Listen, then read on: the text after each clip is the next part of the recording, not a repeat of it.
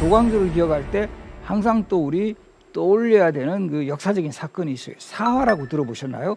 살인파들이 화를 입었다. 이렇게 우리 그 용어가 정리가 되는데 우리 역사에서 16세기에는 크게 4번의 사화, 15세기 말이긴 하지만 1498년에 전개되었던 무오사화, 그리고 1504년 갑자사화, 그리고 이 조광조가 훗날 그 희생을 당하는 기묘사화, 그리고 이 1545년에 을사사화까지 4번의 사화가 일어나게 되는데 연산군 시대에 2번의 사화가 있어요.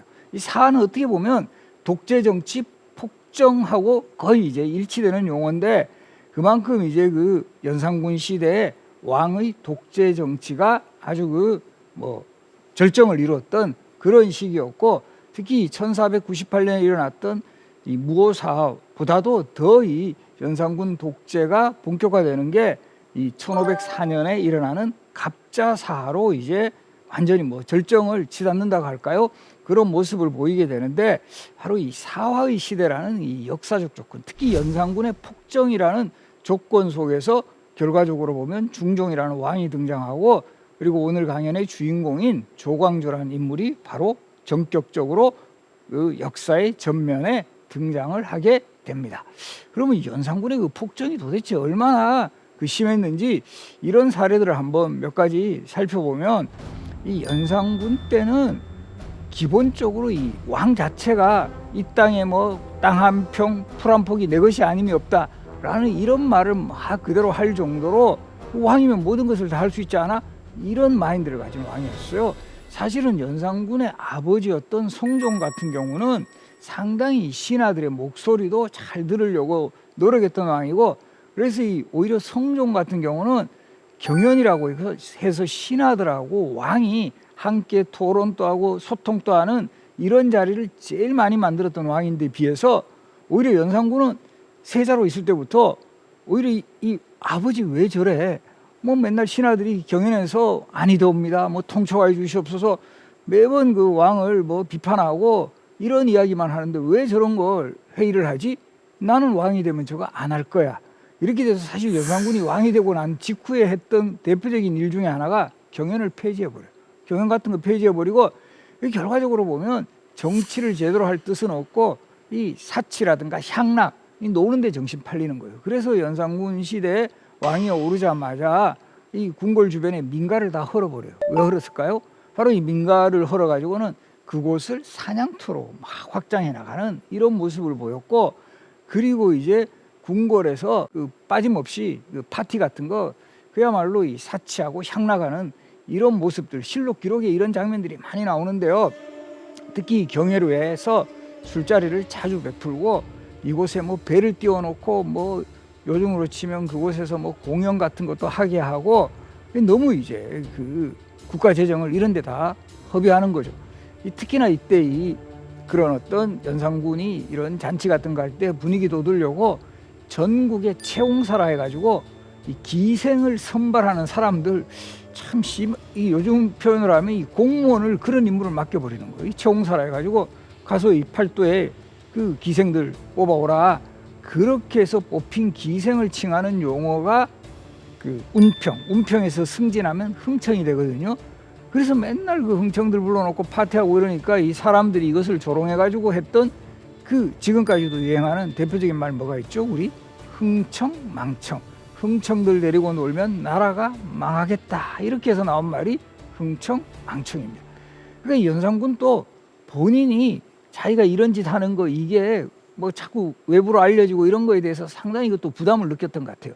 그래서 특히 그 왕을 수행하는 그 내관들에게 요즘으로 치면 이런 증 같은 거 이런 것들을 차고 다니게 해요. 우리 이렇게 그 공무원증도 차고 다니게 하고 회사에 다니면 회사 요런 이런 증 같은 거 사원증 같은 거 이렇게 요즘 또 목에 이렇게 차고 다니잖아요. 그때는 이런 팻말 같은 거를 차고 다니게 해요. 그 팻말 중에 신원패라는 게 있었어요. 말을 상가하게 하는 패 이런 뜻이에요. 이거 차고 다니게 하면서 여기에다가 뭐라고 적어 놓겠냐 하면 입은 화의 문이고 혀는 몸을 자르는 칼이다. 이게 무슨 뜻이죠? 입하고 혀 함부로 놀렸다가는 너 죽어 이런 식으로 나가는 거죠. 그러다 보니까 이 뭐 정말 연산군 때 아주 정말 궁궐에서 이상한 짓을 해도 이 함부로 말 잘못했다가는 이제 큰일 나는 거예요. 그나마 여기에 대해서 이 연산군에게 바른 말을 하다가 또 처형당한 인물이 있어요. 이 사실 넷이었는데 우리 김처선이라는 인물이 있어요. 마지막까지 이제 연산군의 그 잘못을 이제 그 정말 지적하는 그런 말. 그래서 이 기록에도 보면 김처선이 그 연산군에게 내가 이렇게 정말 충고를 하는 그날 가족들에게도 나 다시는 돌아오지 못할 것이다 하고 각오를 하고 간 거예요. 그 정말 연산군의 그런 어떤 부정이라든가 비리 이런 걸 이야기하니까 그대로 결국 화를 사서 그 김처선이라는 인물을 죽이고 정말 이 사지까지 잘랐다라는 이런 기록이 나요. 그리고 여기에 그 연산군의 분노가 그치지 않고 이 김처선의 이름에 처자 저것도 꼴보기 싫다. 그래서 우리 보면 지금도 24절기 중에 처서라고 있죠. 처서. 이 처서의 처서를 조서로 바꿔버려요. 그리고 우리가 또 보면 처용무라는 춤도 있거든요. 그 처자도 꼴보기 싫다 해가지고 풍lum으로 이름을 바꿨다는 정말 이런 해프닝까지 있었던. 그리고 이제 이런 상황에서 연산군의 독재적 본능을 또 더 끌어낸 게 바로 이 임사원과 같은 인물이 중심이 돼가지고 연산군의 어머니 폐비윤 씨의 이 죽음에 참여했던 이런 사람들의 명단을 쫙 알리게 되면서 결과적으로는 이게 다시 한번 정치적으로 큰 후폭풍이 돼요. 그래서 이 연산군이 그 우리 어머니 죽인 데 참여했던 그 인물들 다 이제 뭐 요즘으로 치면 그 뭐 블랙리스트라고도 할 수 있죠. 블랙리스트 다 가져와. 이렇게 돼서 정말 광적인 그 희생 같은 거 이런 그 정치적인 뭐 복수국 같은 것이 펼쳐지는 이런 상황이 특히 갑자사 이후로 지속이 됐다라는 거죠.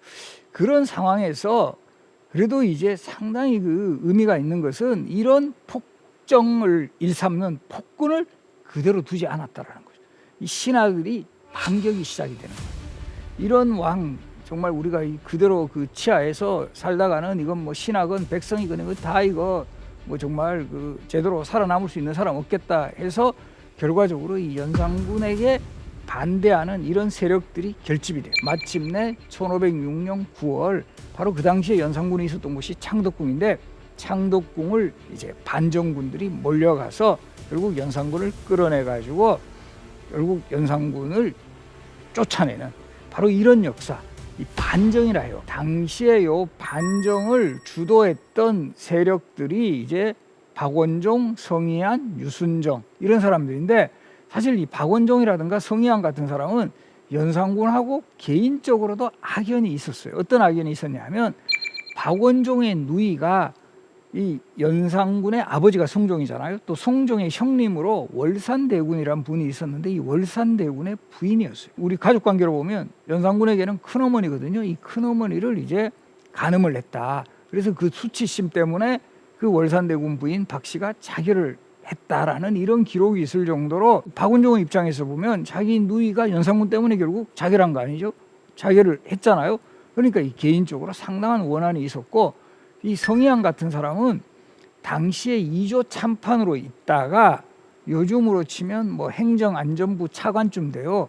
그러다가 이 연산군을 비판하는 시를 썼다가 이 부사용, 종구품, 요즘으로 치면 구국공무원, 차관에서 구국공무원으로 완전히 자천이 돼버리는 그런 그 인물이었어요. 그러다 보니까 연산군에게 상당히 악연이 있었고 그 과정에서 이제 우리가 그 연산군을 몰아내자. 여기에 선뜻 동의를 할 수가 있었다라는 거죠. 반정을 주도한 세력들은 그러면 이제 대안이 있어야 되는 거죠. 이 왕을 이제 쫓아내게 되면 그 다음에 왕을 누구로 삼을 것인가.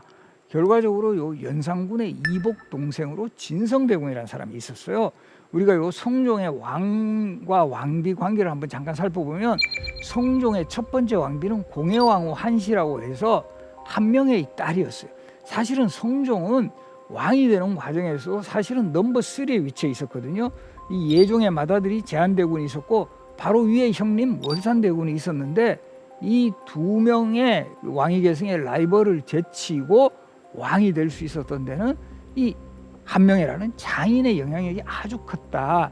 그렇게 해서 이 한명회의 딸이 첫 번째 왕비였어요. 성종은. 근데 이 공해왕후 한씨가 빨리 돌아가시고 그렇게 해서 이 두 번째 왕비로 온 사람이 바로 연산군의 생모였던 패비윤 씨였고, 이 잘 알다시피 패비윤 씨는 결과적으로 성종 때 이 뭐 후궁에 대한 투기라든가 뭐 여러 가지 그 왕의 용안에 상처를 냈다는 이유로 쫓겨나잖아요.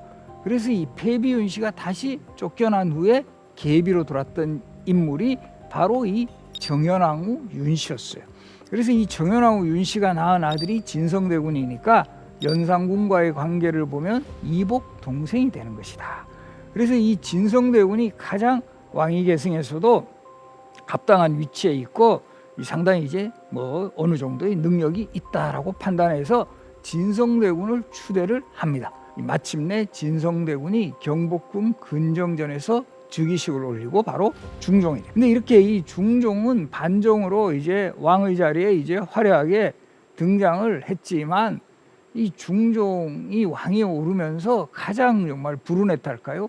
정말 이 비운의 왕비가 있어요. 우리 당경왕후 신씨라는 인물인데요. 이 당경왕후 신씨는 그 중종이 왕이 되기 전부터 부인이죠. 근데 이 중종이 왕이 되자마자 7일 만에 쫓겨납니다. 그런데 이 당경왕후는 왜 쫓겨나느냐 하면, 이 당경왕후가 그 거창신씨인데 이 아버지가 신수군이라는 사람인데, 요 신수군은 연산군의 처남이었어요. 그러다 보니까 이 반정을 성공시킨 세력들은 이 새로운 시대에 이 연산군의 그 처남의 딸을 왕비로 삼을 수 없다, 이렇게 해서 결국은 쫓겨나게 되는 그런 좀 아픔을 맞이합니다. 당경왕후는 그런데 사실은 중종 반정이 성공할 때도 상당히 지혜로운 면모를 보였다라는 기록이 나와요. 이제 이 연산군을 몰아내고 이 중종을 왕, 즉 진성대군을 왕으로 올리기 위해 가지고 다 이 반정 세력들이 진성대군의 집을 찾아가는데, 이 진성대군도 불안불안한 거예요. 연산군 때 뭐 정말 뭐 이상한 그 논리로 막 제거하고 이러니까 진성대군도 이거 뭐 연산군 쪽에서 나를 죽이러 보냈나? 이럴 바에 한번 내가 그냥 자결을 해야 되겠다라고 생각을 하고 있는데, 부인이 탁 집착하라고, 저 말머리가 우리 집을 향하고 있다면 이건 상당히 좀 위험할 수도 있다. 그러나 말머리가 궁궐 밖을 향하고 있다면 이거는 당신을 모시러 온 것일 수도 있다, 이런 이야기를 딱 하는 거예요.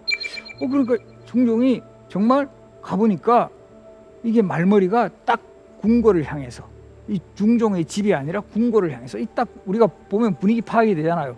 뭔가 자신을 모시러 왔다라는 그런 느낌을 확 받을 수 있다는 거죠.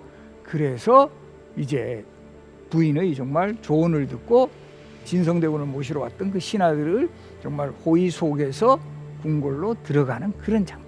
바로 그런 위기의 상황에서 침착하게 남편인 진성대군을 어느 정도 딱 그 구해줬던 그런 정말 지혜로운 왕비였지만 결국 쫓겨나가지고, 그리고 또 이 두 사람 사이에서는 또 아름다운 스토리가 전해요. 당경왕후 신씨가 이 쫓겨난 후에 그 인왕산 자락에 치마를 계속 널어놨다 그래요. 왜? 바로 이 경복궁에서, 지금 또 인왕산하고 경복궁 되게 가깝잖아요. 경복궁에서 딱 보면은 바로 이 치마가 보이게, 나를 잊지 마세요, 나를 항상 기억해 주세요 라는 뜻으로 저 치마를 널어서, 그렇게 해서 지금도 우리 인왕산 치맛바위 이야기가 전해지는 바로 그 주인공이 당경왕후 신씨입니다. 그리고 또 중요한 것 중에 하나가, 역사적으로 보면은요, 우리 성종 때부터 중앙의 기득권을 세력한 세력을 우리가 역사적으로 훈구파라고 합니다. 공운을 가진 구세력이란 뜻으로 훈구파라 하고, 그런 그 훈구파가 주로 이제 세조 때부터 해서 성종 때까지 그 국정을 그 책임지는 정치 세력이었어요. 그러다가 세조 때 계유정난이라 해가지고 결과적으로 그 계유정난 이후에 어린 그 조카 단종을 몰아내고 이 본인이 왕이 되니까 여기에 반발했던 뜻있는 지식인들이 전부 지방으로 내려가서 지방에서 학문을 연마를 해요. 이런 세력들 우리가 역사적으로 선비의 숲이란 뜻으로 살인 또는 살인파라고 합니다. 그런데 우리 요 성종 때부터는 이제 본격적으로 살인파들을 등용해서 훈구파가 가지고 있는 한계 같은 것을 극복해 나가는 이런 역사의 흐름이 전개가 되는데, 그 바로 연산군 때 앞에서 소개했듯이 사화의 시대가 지속되면서 살인파의 성장이 억제가 되는 거예요. 그래서 왜 살인파의 성장이 억제되냐면, 살인파들은 특징상 왕을 비판하고 견제하고 성리하게 좀 더 충실하는 그런 학자니까 연산군 입장에서 이 사람들 싫은 거예요. 맨날 나한테 쓴소리하고 뭐 이래라 저래라. 그런 과정에서 결국 사활을 일으켜서 살인파들이 대거 숙청당하는 이런 모습을 보였는데, 이제 중종이라는 왕의 시대에는 이 다시 살인파들을 잘 등용해서 살인파가 가지고 있는 학문적 능력이라든가 개혁적 성향 이런 것들을 잘 수용해야 할 수 있는 그런 그 단계, 뭐 역사의 흐름, 바로 그런 위치에 중종이라는 왕이 이제 조선의 11번째 왕으로 이 본격적인 활동을 해나가는 그런 시점이었습니다. 바로 그런 시점에 바로 이 강연의 주인공이 이제 조광조가 등장을 합니다. 바로 이 시기에 살인파의 성장이라는 도도한 흐름에서 조광조란 인물이 중종과 만나는 이 역사가 상당히 의미가 있다라는 거죠.